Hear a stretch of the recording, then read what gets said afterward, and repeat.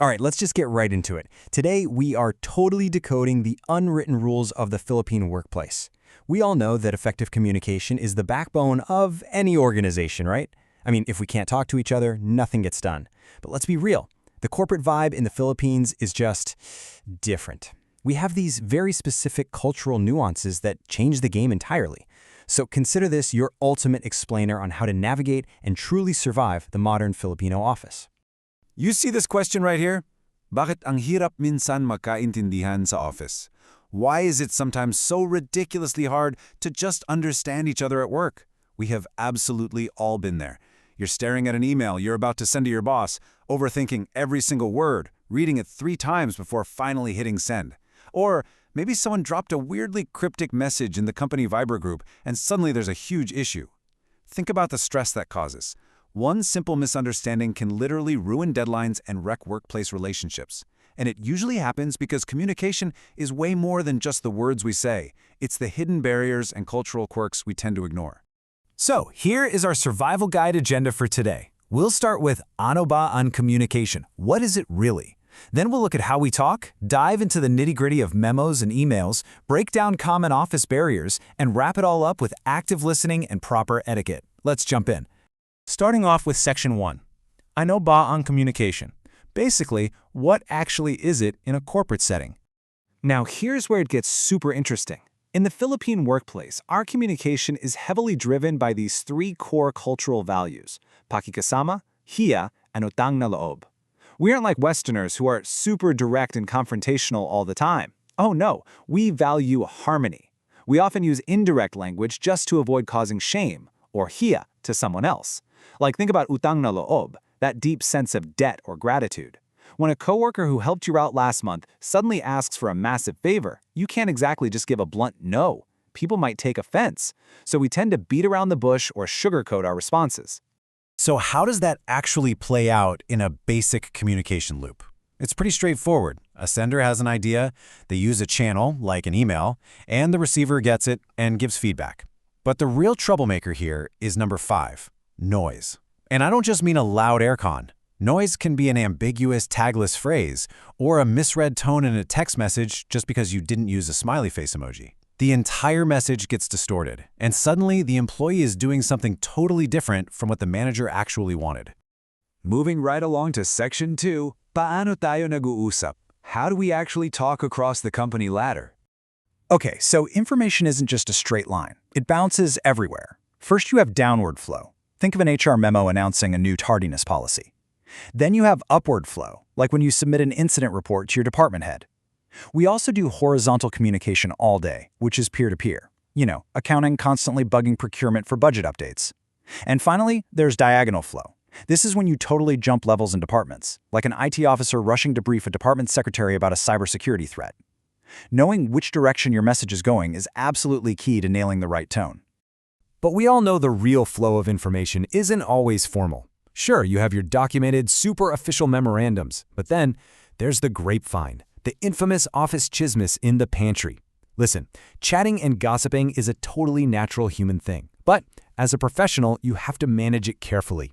If you let it run wild, toxic chismis can absolutely destroy team morale and completely distort factual updates coming from management.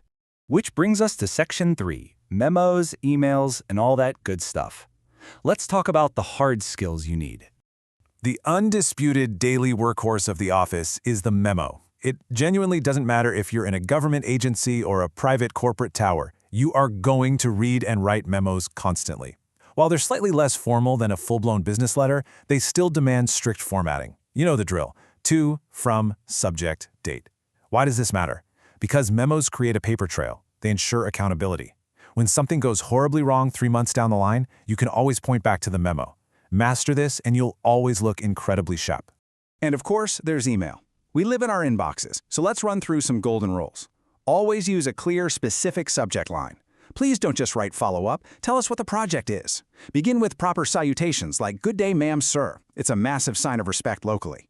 Keep it short, proofread your typos, and for the love of everything, do not use all caps. Seriously, typing in all caps is the digital equivalent of screaming at your coworkers across the room. Nobody wants that energy in their inbox. All right, Section 4, mga barriers sa office. What is actually stopping us from understanding each other?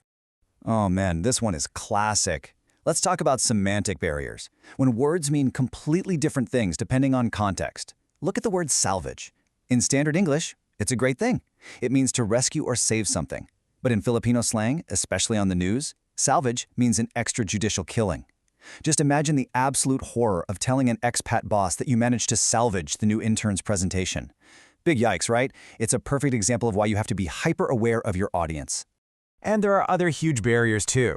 Culturally, that hiya we talked about earlier, it can literally stop an employee from pointing out a massive error just because they don't want to disagree with a boss.